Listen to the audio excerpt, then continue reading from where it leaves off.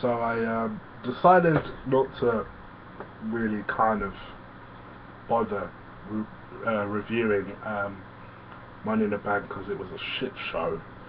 Essentially, the new champion is John Cena for the 15th motherfucking time, and man, it just pisses everybody off. So what's the point of mentioning something that's only going to piss you off further? It was a shit show. The contracted Money in the Bank match was easily the match of the night, and that's about it. That's all I got to really say about it. But let's just go into Raw review from yesterday, 30th of June, from Hartford, Connecticut. Crowd was good, show was good, couple of swerves in there. So let's just get into it, really. Let's just show you how we did it. So Raw kicks off as always. You know what it's like with an authority segment. Triple H and Steph come out. Steph looking fine as always. Essentially saying that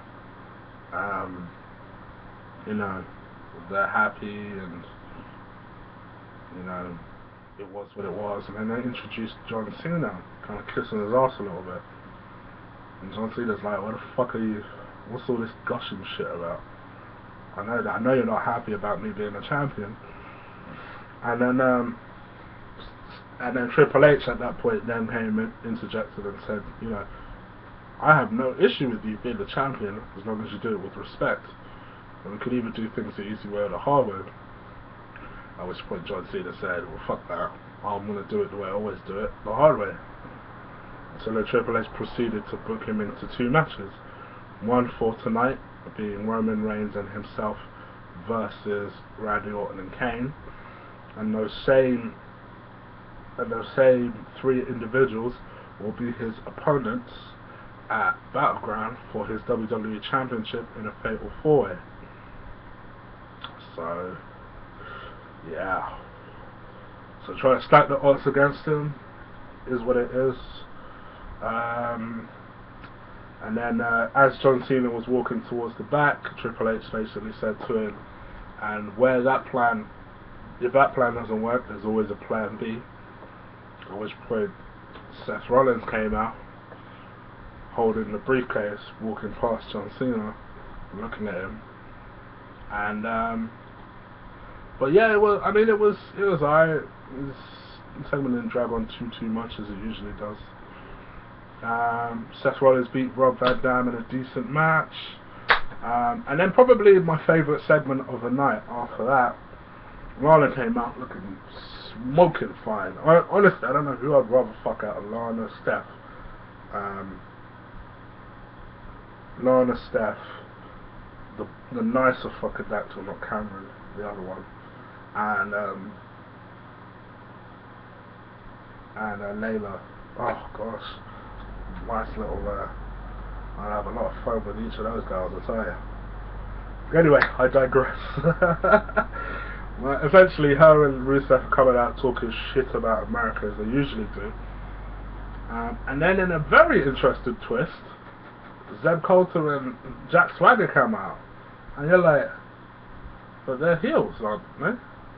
They came out and then they slide into the ring and they basically say, you know, Zeb Coulter basically says, I'm sick and tired of every single week. You got something to say about America and you're always running your mouth. It's because we've got freedom of speech and that's why you're allowed to do that shit. Whereas if I tried to do that shit about Russia, they wouldn't have it. Well, I got a real American that's gonna shut your mouth. At this point, Jack fucking Swagger is getting Let's Go Swagger chants. I'm like, what? I've never actually noticed that Swagger has never ever been a babyface. Ever. So, I guess he's about due a babyface turn. There was a nice little face-to-face exchange. The only thing they did wrong here is they touched. I would have preferred it if Rusev had just backed up. backed up slowly but surely, but reluctantly backed up. So he didn't want to look like a pussy, but reluctantly backed up by Lana, walked out the ring. And instead, Rusev charged him. He gave Slider gave him 2 arm drags. Second arm drag, he went flying out of the ring, and then Lana started backing him up. But it was good stuff, good twist. Liked it, really did enjoy it. Second match of the night was Wyatt family defeated Sheamus and the Usos. It was what it was. Luke Harper picked up the win. Luke Harper was amazing in his match with the Usos yesterday. Yesterday at Money in the Bank. He really was. He was very, very good. And Steph and Nikki had a brief segment where Nikki was being interviewed about her sister and being kicked out at Money in the Bank. And then in the middle of answering, Steph basically put Nikki into a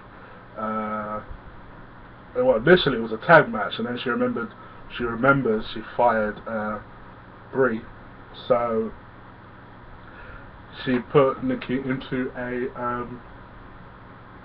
into a handicap match. So yeah, it was what it was. So obviously the Funkadactyls basically picked up the win, although they teased a lot of tension between Cameron and I can't remember the buff girl's name, the sexy girl's name, John's wife. I can't remember her name. I've forgotten her fake name. I know her real name. I've forgotten her fake name. Anyway, but yeah, they were basically squabbling him. Then they announced that due to Wade Barrett's injury, that he's going to be stripped of his title, and therefore it's going to be defended at Battleground in a over-the-top rope battle royal. Kofi Kingston beat Cesaro, but Cesaro really was the one that beat the living shit out of Kofi Kingston. he beat the living shit out of her. I've never seen Cesaro looking so aggressive. Eventually they actually threw him into Michael Cole, full on threw him into him. So that was some interesting shit. Sandow basically came out as Vince McMahon. He's been impersonating people. So he came out as Vince McMahon, and Steph came out and was like, whoa, why the fuck are you impersonating my dad? Put him in a match with Great Khali. Khali literally stepped through the ropes, chop, 1, 2, 3, make his Sandow look like a fool. But yeah, that was what it was. And then all night they've been teasing some sort of mega superstar who's going to show up. He's a former WWE champion, movie star, And at that point I'm thinking, I bet it's the fucking Miz. It's the Miz with an apparent repackaging as Hollywood Miz. Came out running his mouth, talking how he's better than everyone else, how the crowd have treated him with no respect, and people at Hollywood recognize his talents, this, that, and the other. He was then interrupted by Y2J. So you're like, fuck, okay, I can get on board with this. Y2J came out, Miz kept talking, running his mouth, gave Miz the code breaker. So then as Y2J is kind of riling up the crowd and doing his catchphrase, lights come out, lights come back on, Wyatt family are in the ring. So then at that point, they have a little stare off, and then everyone's like, this is awesome, this is awesome.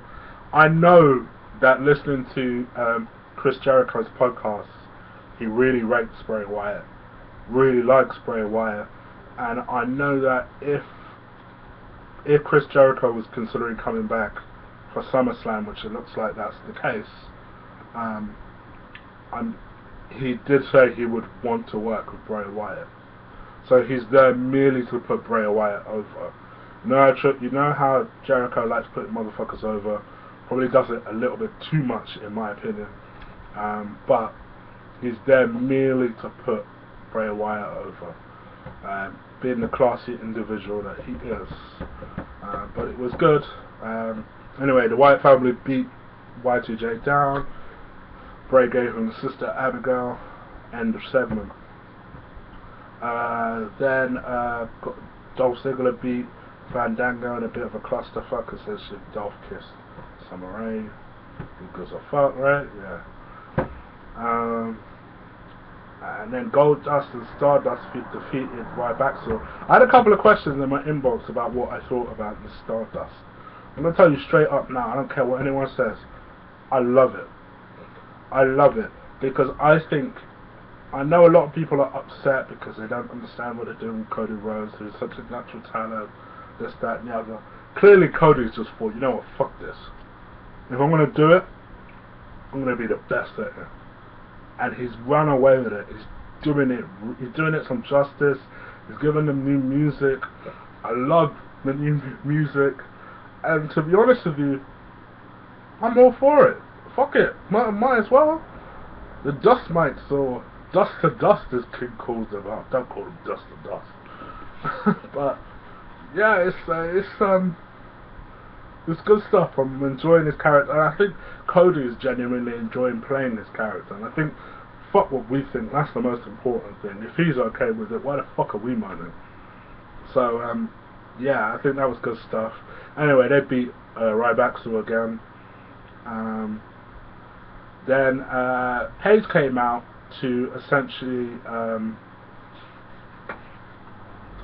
address the audience, and I thought, they're setting for somebody to interrupt, because Paige don't talk. A point which she made in her promo, that she's a woman of few words, and that she'd been letting her wrestling do the talking, blah blah blah. AJ's music hit, and I thought at that point, I bet these motherfuckers are gonna give AJ the title back here. Because if you think about it, they've booked Paige just as strongly as they booked AJ, in that she'd beaten everybody. So I thought, well, where is there left to go? Apparently there's still somewhere to go. Essentially what happened was, it was exact mirror of the day after their WrestleMania. AJ came out and basically was the face in this particular situation, and Paige, if anything, was more of the heel in this situation.